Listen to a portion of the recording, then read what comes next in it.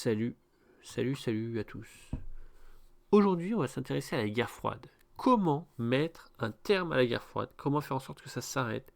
Comment mettre un point d'arrêt final, un point d'orgue définitif sur la guerre froide pour faire en sorte que ça s'arrête totalement et définitivement? Parce que oui, la guerre froide ne s'est jamais vraiment arrêtée. Et pourquoi? Pourquoi arrêter la guerre froide? La guerre froide, actuellement, il y a malheureusement deux guerres. En Iran, en Ukraine, deux guerres qui sont liées à la guerre froide. En Iran, en Ukraine. Et il y a des tensions en Corée. Donc trois lieux problématiques à cause de la guerre froide. Et nous, notre volonté, notre désir, c'est que ça s'arrête, que ça prenne fin. Et donc, il faut trouver une solution efficace et finale, définitive pour la guerre froide. On ne veut plus jamais entendre parler de cette guerre froide. On a ras-le-bol de la guerre froide. On veut que ça s'arrête.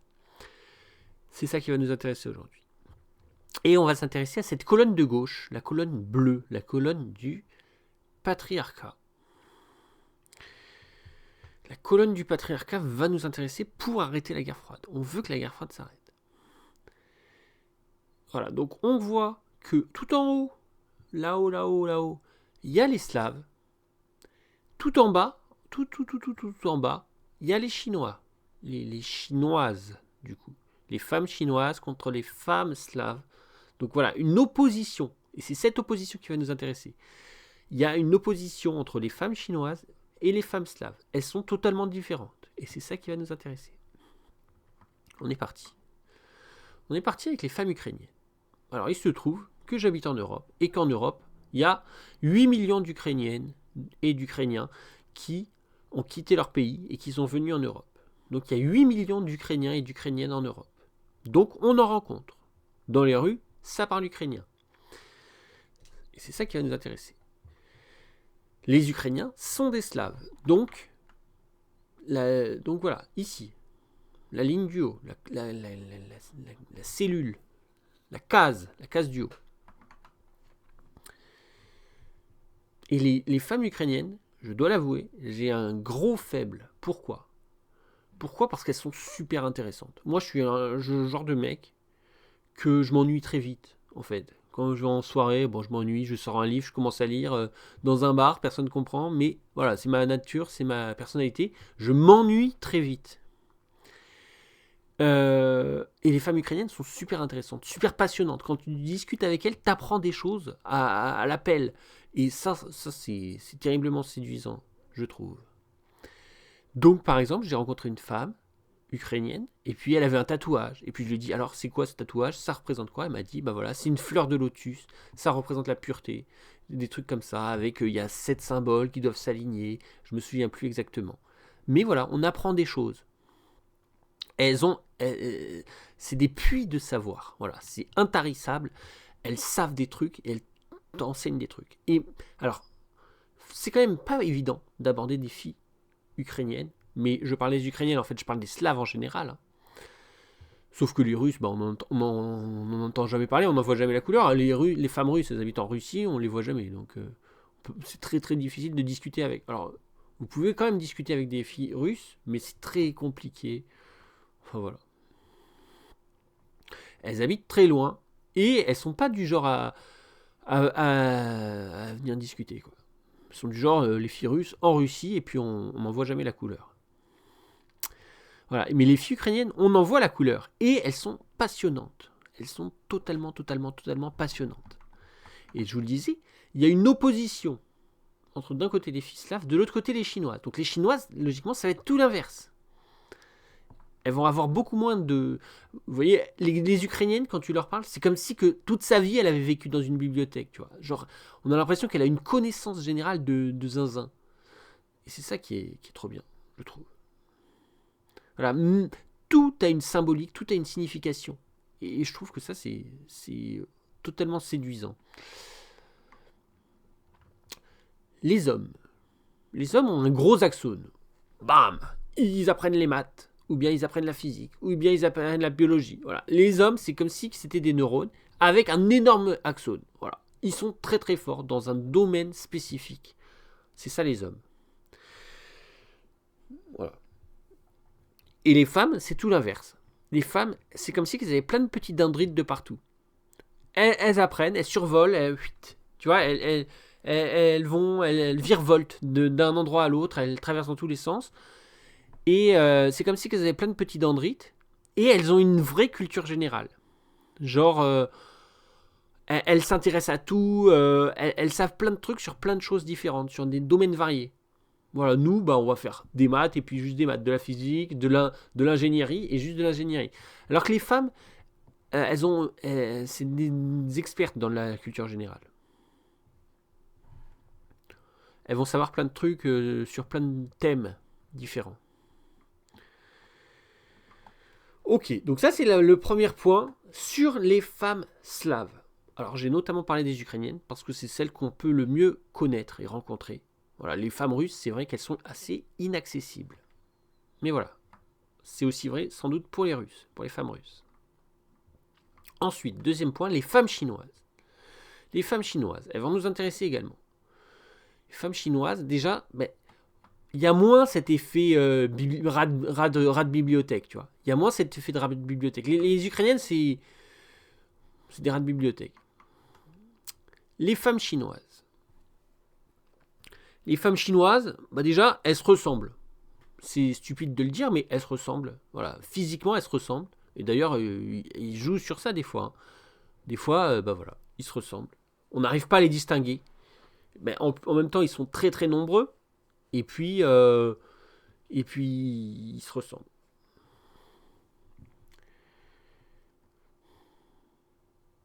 Et souvent, elles vont être moins intéressantes. Parfois, elles font des études, elles apprennent des choses et tout. Mais, je sais pas, elles vont moins te partager ce qu'elles savent. Elles vont moins avoir une symbolique cachée dans leur tatouage ou je sais pas quoi. Souvent, elles vont pas te donner des infos, tu vois. Genre, elles vont pas te partager des informations et tout. Donc voilà.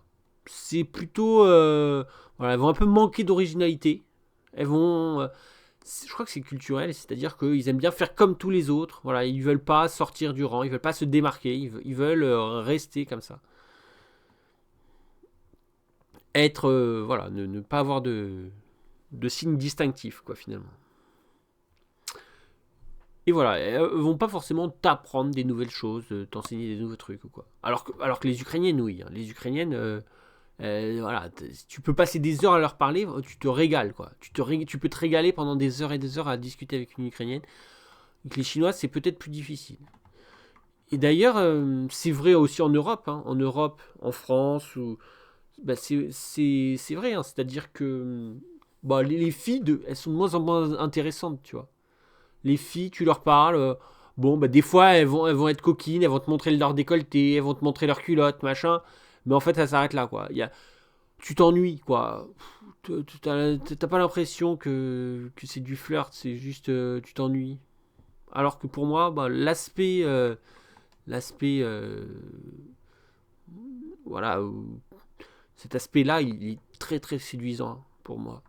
Et c'est vrai qu'en France, les femmes ne sont pas forcément intéressantes. D'un point de vue partage de connaissances et tout, voilà, c'est pas forcément le genre de truc qu'elles vont faire.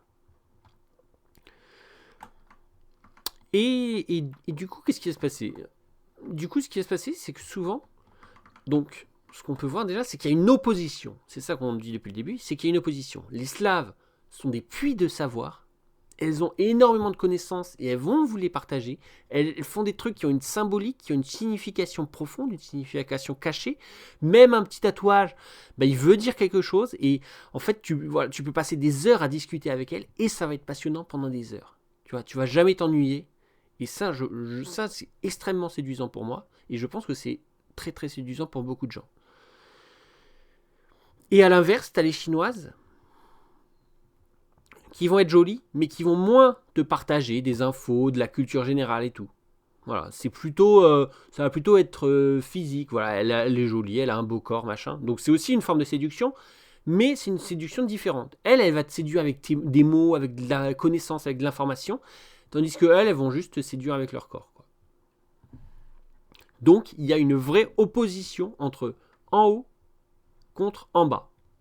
Ok. Et moi j'ai un parti pris, je dois l'avouer. J'ai un parti pris, je préfère celle d'en haut, mais en fait les deux sont intéressantes. Hein. Ok, donc.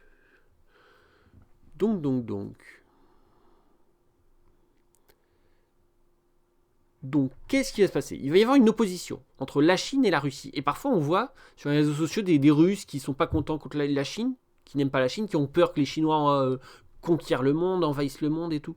Des fois, il y a des inquiétudes en Russie concernant la Chine. Voilà, on a peur de la Chine parce que les Chinois sont très nombreux, etc. Donc des fois, il y a une opposition ici, mais des fois, il y a vraiment une méfiance mutuelle. La Russie a peur de la Chine, et la Chine a peur de la Russie. Donc il peut exister une méfiance mutuelle entre les Slaves et les Chinois, notamment même avec les Russes.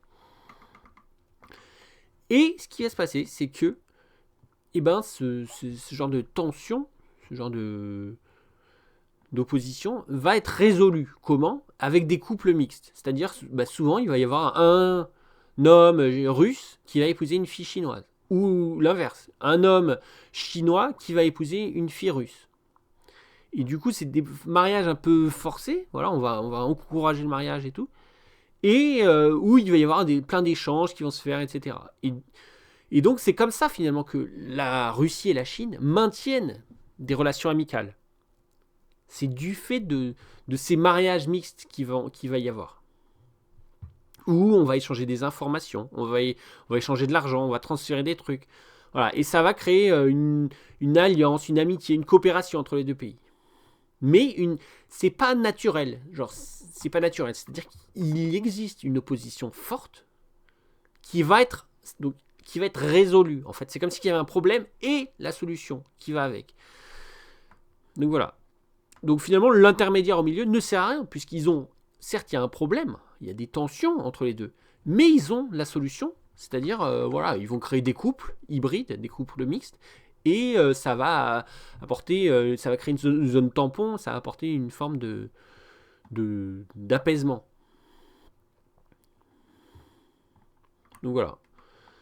Et du coup, ceux-là au milieu, on a l'impression au final qu'ils servent plus à rien du tout, quoi. Qui servent à rien parce que eux ils savent s'entendre entre eux sans problème.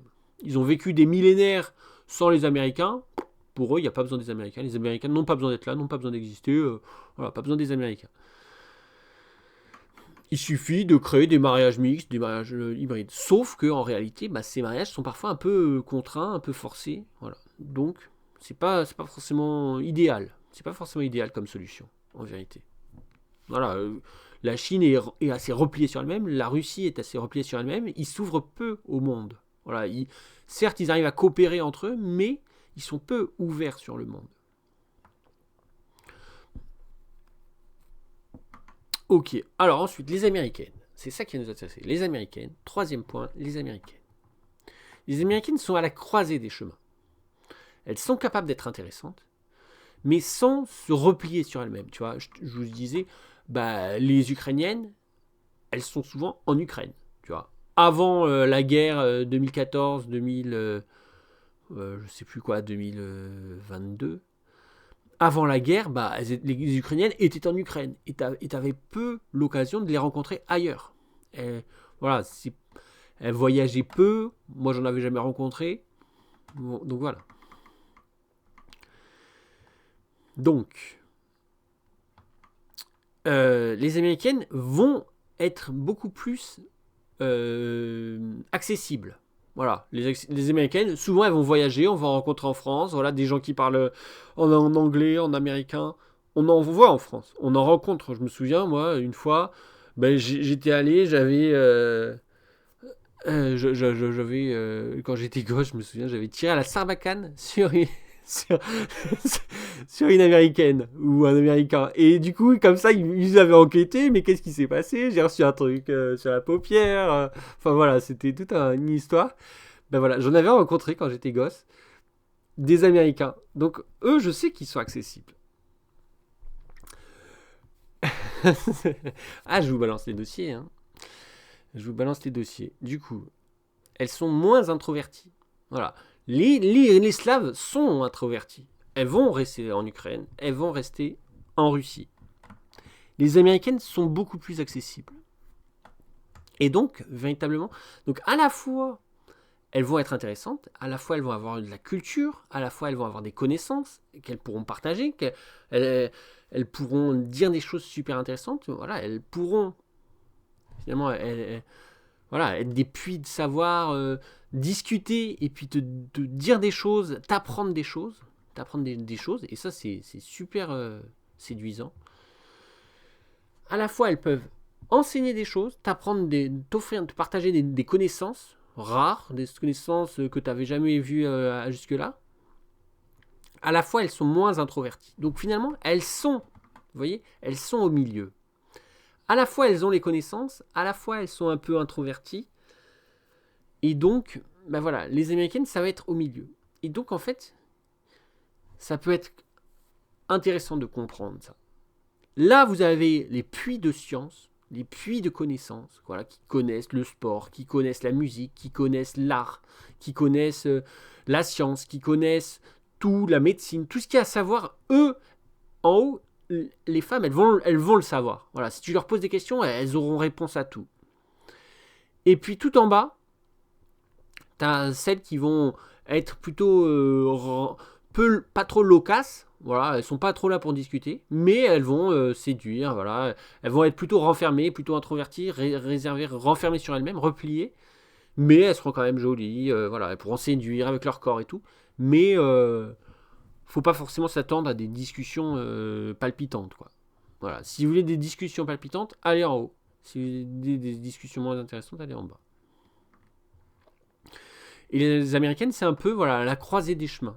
Voilà. À la fois, elles sont capables d'avoir des connaissances, à la fois, elles sont aussi capables d'être un peu extraverties. Voilà. Elles peuvent être extraverties. Alors que là, elles seront plutôt introverties. Donc voilà. Donc, les Américains sont intéressants. Les Américaines sont intéressantes. Voilà. Les Américaines sont intéressantes. C'est pas normal que les Russes et les Chinois s'entendent comme ça, que avec des mariages entre eux, voilà, à l'opposé, à l'autre bout du monde, sur la côte est, enfin, voilà, à Vladivostok. C'est pas normal qu'il se passe des trucs là-bas à Vladivostok et que c'est grâce à ça que l'amitié Russie-Chine tienne le choc. Tu vois, c'est pas normal de baser toutes les relations diplomatiques sur des couples et des mariages mixtes, tu vois. Genre, il y a une énorme pression finalement pour ces couples mixtes.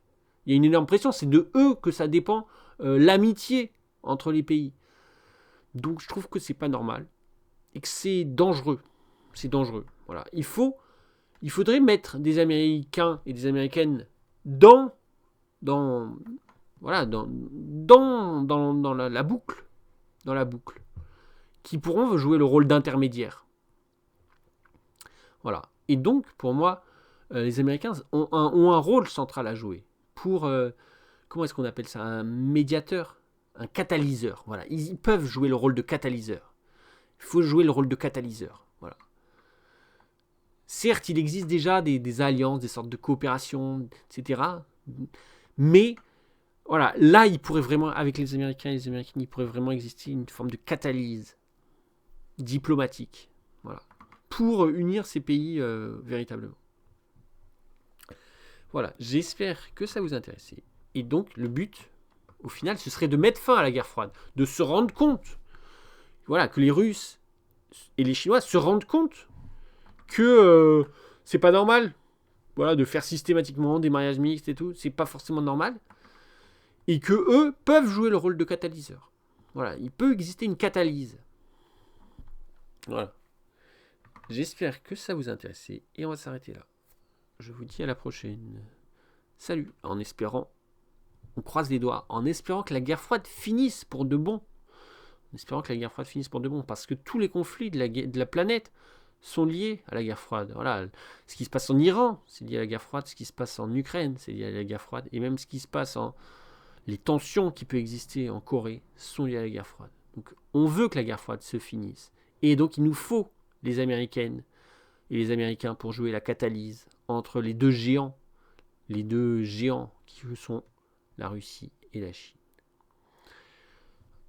Je vous souhaite une bonne journée. Au revoir, à la prochaine.